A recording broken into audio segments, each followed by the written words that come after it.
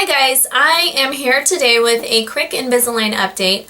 I just wanted to kind of give you guys an idea of where I'm at in my treatment now, show you what my teeth are looking like, and talk to you about my refinements, which is something new since my last video. So I'll just go ahead and get started. Long story short, I am currently wearing tray 21, although I have been wearing tray 21 now for probably about 3 weeks. Okay, so what happened was, when I got to tray 20, I wore that tray for 2 weeks, and at the end of tray 20, I went in to pick up tray 21, and before I went to my appointment, I had already kind of realized, obviously I knew it was towards the end of my treatment, so I was kind of looking at my teeth and deciding on whether I was satisfied with the results or if there was anything that I thought was worth tweaking or that I thought could be improved.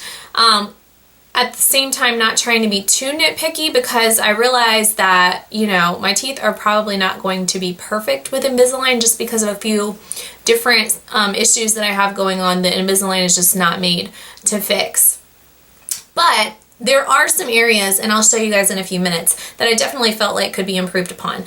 So I went to my tray 20 appointment and expressed my concerns to my orthodontist about the areas in my mouth that I thought could possibly be improved upon, and he agreed with me. So he gave me tray 21. He decided that he did not want me to proceed with the overcorrection trays, which would have been trays 22 through 24. Even though they were already made, he just said, no, we're not even going to bother. So I wore tray 21 for 2 weeks, went back. They retake molds of your mouth. So if you decide that you want a refinement, be prepared, because at my orthodontist office, it was kind of like my very first Invisalign appointment. I basically had to go through, they did the Invisalign molds again, and then they also did the molds for the orthodontist so that they could make a cast of my teeth to help them set up a treatment plan when they send my molds to Invisalign before Invisalign comes up with my ClinCheck. They did not take off my attachments, which I thought that they would, and I was kind of disappointed, to be honest, because I will show you, I don't know if you guys are going to be able to see it on camera, but there are a couple of little areas on a couple of my attachments that have become stained. Mind you, I've had these on my teeth for almost a year now, so I would be surprised, I guess, if they weren't stained, because I am a coffee drinker.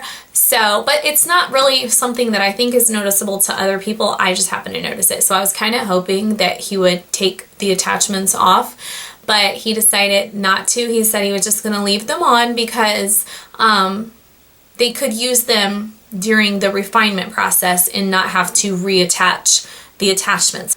I will say though that he warned me that it is possible that they could decide that my attachments need to be changed. So if they do, then I could still have to go through that whole reattachment process again anyway. So we'll see what happens. And I'm currently living in tray 21 until my orthodontist calls me and tells me that my new set of trays are in, so my refinement trays. And my orthodontist also warned me that while most people would probably think that when you get refinements, you would only have maybe like a few extra trays that you would have to get, to get everything back to the way it should be, or to get everything perfect, I guess. He said that he has actually seen patients that get their refinements and it's more trays than what they had for their initial treatment plan, which I thought was kind of crazy. So I am seriously keeping my fingers crossed that that does not happen to me. Alright, so I will show you my teeth, and before I do that, I had a comment on one of my videos, maybe my last video. Somebody wanted me to smile from a normal distance from the camera, not so close to the camera, so that you guys can see what the attachments on my front teeth would look like from a normal distance away. So I'm gonna go ahead and do that, although I feel really silly sitting in my bathroom now trying to decide what a normal distance is. So I guess if I was talking to somebody, I don't know, a normal distance, let's see, I guess would that be a normal distance away? If not, you guys can tell me in the comments below, and I'll try to in my next video, maybe I'll get further away or closer if you need me to. But this is what I would imagine would be a normal distance away. And if I smile, you can see, I don't know if you guys will be able to see the attachments or not, but I personally do not think they're that noticeable. So I will smile. And my attachments are on this tooth. So I'll just go like this, like even though I'm not smiling.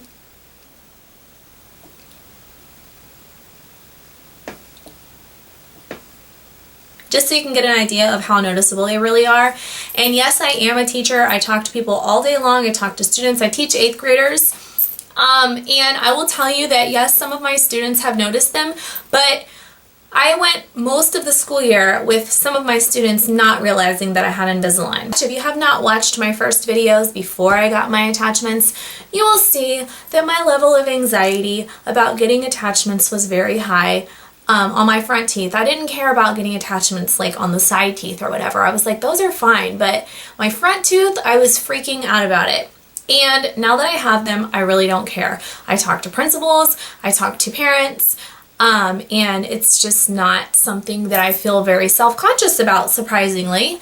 So hopefully that will put some of you at ease if you are considering getting Invisalign and you are concerned about getting attachments on your front teeth. So that's what they look like from a distance. And now I will show you what they look like up close, which keep in mind this is much closer than you would normally get to somebody that you are having a normal conversation with. So here we go.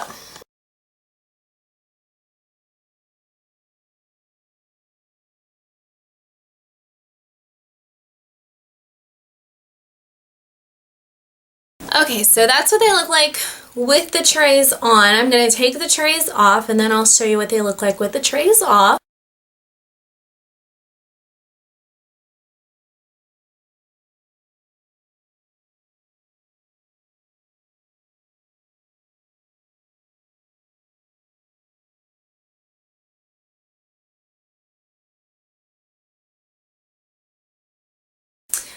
The main place that I am concerned about is actually this little section right here. There's this. And I feel like these teeth look a little jagged. Let me tell you what I honestly think happened. And there's also one other spot. I feel like there's a tiny little gap in between these two teeth that did not used to be there when I first started my treatment. Although honestly, if that gap stays, I won't be like, you know, devastated about it. It doesn't really bother me, but it's something that I feel like if they can fix, then I'll be glad that they fixed it. But if they don't fix it, then it's like, I can easily live with that little gap and it's not going to make me feel self-conscious about my teeth. But this little section right here, and I could live with this too. Like totally, if my teeth were like this when I first got Invisalign, I would have never ever considered getting braces. But go back to my first video and you will see that I have come a very long way. But this little section here, here's what I think happened. According to my initial ClinCheck, and my ClinCheck is actually posted on my channel, so go check that out if you have not seen it yet. But according to my initial ClinCheck, I was supposed to have IPR on in between all of my bottom front teeth. Now, what happened when I went for my first IPR appointment is that these two teeth, here and here, were overlapping so much so that my orthodontist said that he could not do IPR at that time on those two teeth. So he started doing IPR over here, and then he said later on at one of my later appointments he would do IPR between those two teeth if he needed to. Well, he never did, because what I think he did, to be honest, I think he ended up doing too much IPR in between some of these teeth, like this tooth and this tooth, which they look fine right now, but there were some pretty big gaps there for a while, and I think he was worried, and he kind of expressed that to me in not so many words, but that if he did IPR between that tooth, then he wouldn't be able to close the gaps up completely. So he didn't do the IPR there. And now the main thing that I don't like about that section is this black triangle that you will see right here. That big hole.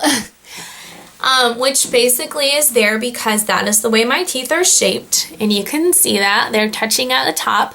But he thinks that with the refinement he can do some IPR between those two teeth and maybe a couple of the others on the bottom and kind of close that bottom area up a little bit more. And then he said it's possible that they could close that little gap up in the front at the top as well, but we'll just have to see what Invisalign says when they get my ClinCheck back. So I'm trying to think if there's anything else I should say. I feel like I've been very rambly in this video. I will tell you now that I feel more different without my trays in than I do with my trays. Like, I actually feel more comfortable wearing my trays, and especially when I'm teaching, sometimes after lunch if I'm rushing, like if my lunch break is cut short, which if you guys teach, you know exactly what I'm talking about. Like, if I ever get an actual 30-minute lunch break, it's a miracle. Not that I'm complaining, it's fine. But sometimes I don't have time to brush my teeth and put my aligners back in. So I'll start class without my aligners in, and I feel like when I'm talking to my students that I lisp a lot more without my aligners in. So that's one huge change that I've noticed, you know, over the past like almost year of having Invisalign. Another thing that I've noticed that is somewhat bothersome is that my back teeth do not touch anymore.